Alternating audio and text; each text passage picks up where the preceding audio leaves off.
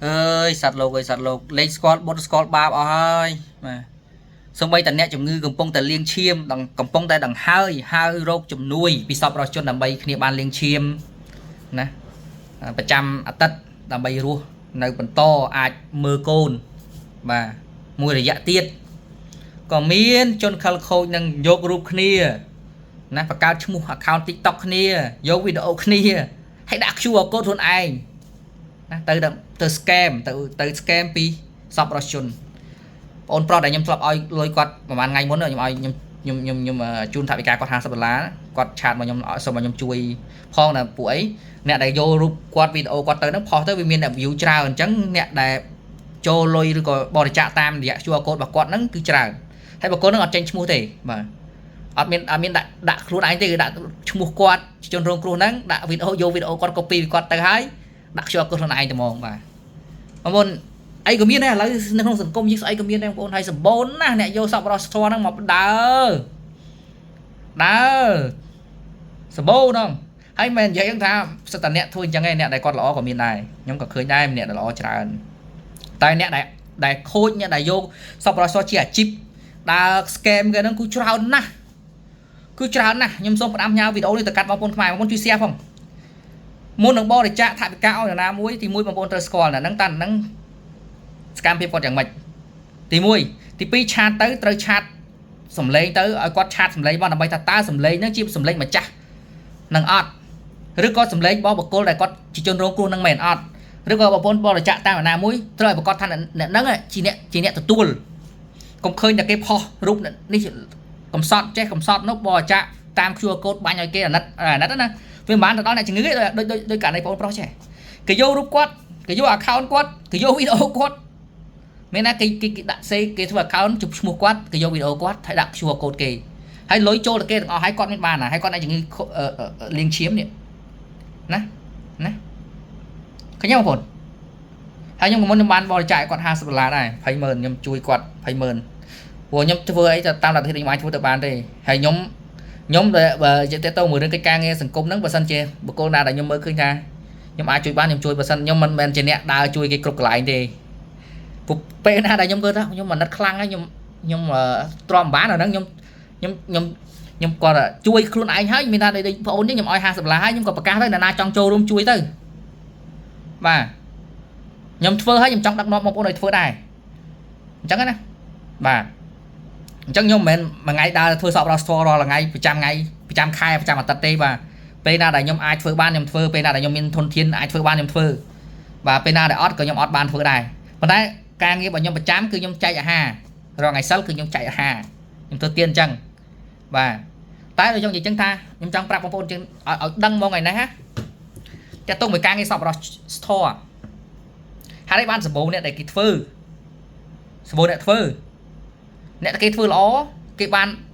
ចង់ថាអ្នកសពរដ្ឋធម៌ភាគច្រើន 90% គឺគេធ្វើឲ្យវានឹងបានតែបាននៅក្នុងន័យមួយទី1បានដោយភាពថ្លៃថ្នូរ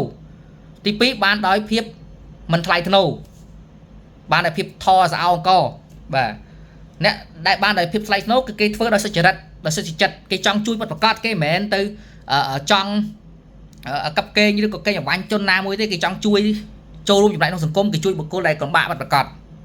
តែពេលគេជួយទៅឯណាគេជួយទៅគេធ្វើទៅឧទាហរណ៍គេអ្នកផ្សព្វផ្សាយគេមានអ្នកស្គាល់ច្រើនគេផ្សព្វផ្សាយទៅមានអ្នកមើលច្រើនអីចឹងគេបរិច្ចាគតាមរយៈគាត់ហ្នឹងទៅគាត់ចូលទៅឲ្យគេប៉ុន្តែនៅក្នុងពេលដែលគាត់កំពុងតែធ្វើវីដេអូប្រចាំហ្នឹងមានញាតិមិត្តមានសពរបស់ជនដែលគាត់ពេញចិត្តសកម្មភាពហ្នឹងគាត់គិតថាអូគាត់ចង់ជួយក្នុងពុទ្ធសាសនាគេថាបូជាណាគាត់ចង់លើកទឹកចិត្តគាត់ចង់ឲ្យទៅដល់អ្នកដែលខំជួយផ្សព្វផ្សាយហ្នឹងថាឥឡូវបងអូនណែជួយនេះ$1000បងប្អូនឯងយក100ទៅបងឲ្យបងប្អូនឯងសម្រាប់ការហូបចុកលើកទឹកចិត្តសម្រាប់មនុស្សល្អក្នុងសង្គមអញ្ចឹងគាត់បានណាឃើញទេនិយាយទៅអ្នកធ្វើសពរដ្ឋធម៌គឺភាគច្រើនអត់មានណាគេថាអត់បានពីអញ្ចឹងទេគឺសពរដ្ឋជនគឺគាត់នឹងបរិច្ចាគជូនអ្នកដែលដឹកនាំធ្វើឲ្យព្រោះដោយសារព្រោះថាធម្មតាសពរដ្ឋជនគាត់ទឹកមានទឹកចិត្តល្អគាត់ចង់ជួយទាំងអ្នកដែលរងគ្រោះគាត់ចង់ជួយលើកទឹកចិត្តមនុស្សល្អដែលខំធ្វើកិច្ចការងារសម្រាប់សង្គមអញ្ចឹងគាត់ជួយហើយបាទគ្មានអ្នកណាដែលធ្វើសពរដ្ឋធម៌ហើយគាត់អត់ដែរបាន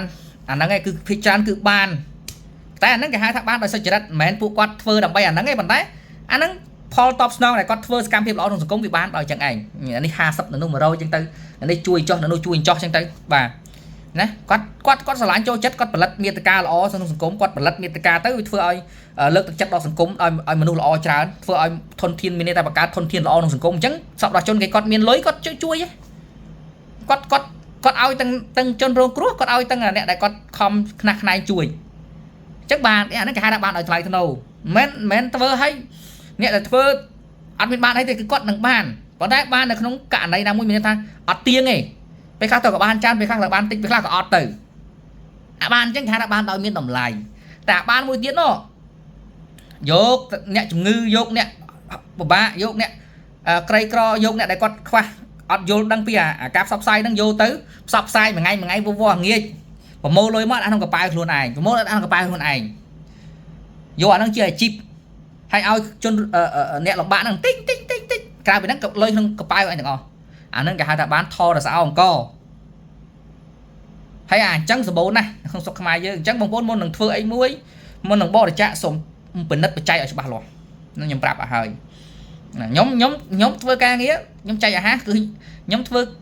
ចង់និយាយថាខ្ញុំចែកទៀតដូចគ្នាប៉ុន្តែភាគច្រើនខ្ញុំចែកអាហាររងថ្ងៃសិលខ្ញុំធ្វើអាហារចែកទៀតអញ្ចឹងទៅបាទហើយទៅមួយរឿងខ្សបរសធម៌ដើររែងគៀសលុយគៀអីអាហ្នឹងគឺយូរតខ្ញុំមើលថាខ្ញុំ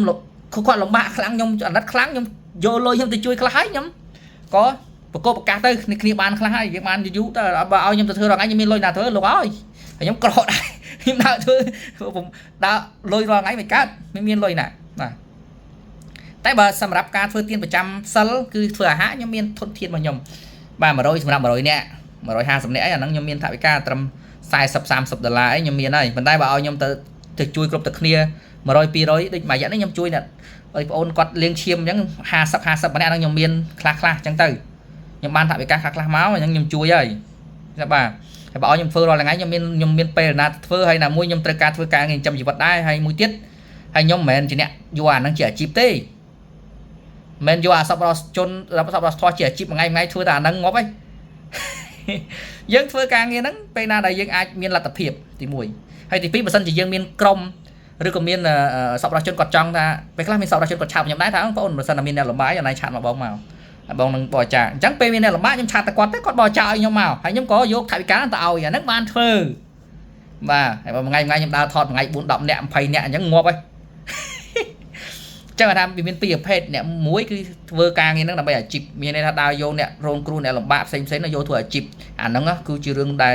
ប៉ះពាល់ដល់សង្គមខ្លាំងហើយវាធ្វើឲ្យយូរទៅសង្គមយើងលែងទុកចិត្តគ្នាហ្មងសម្បូរដោយសារតែមនុស្សទាំងអស់ហ្នឹងក៏ប៉ុតមនុស្សទាំងអស់ហ្នឹងណាមនុស្សដែលយកការងារសប្បុរសធម៌ជាអាជីពហ្នឹងគួរតែត្រូវបានទប់ស្កាត់បោះអាហ្នឹងជារឿងមួយដែលខុសធ្ងន់ណាស់សប្បុរសជនគាត់បរិច្ចាគថវិកាដើម្បីជួយមនុស្សដែលរងគ្រោះដែលលំបាកហើយបាយជាមិនបានទៅដល់ក្នុងកប៉ាល់ជនទី3នោះបាទណា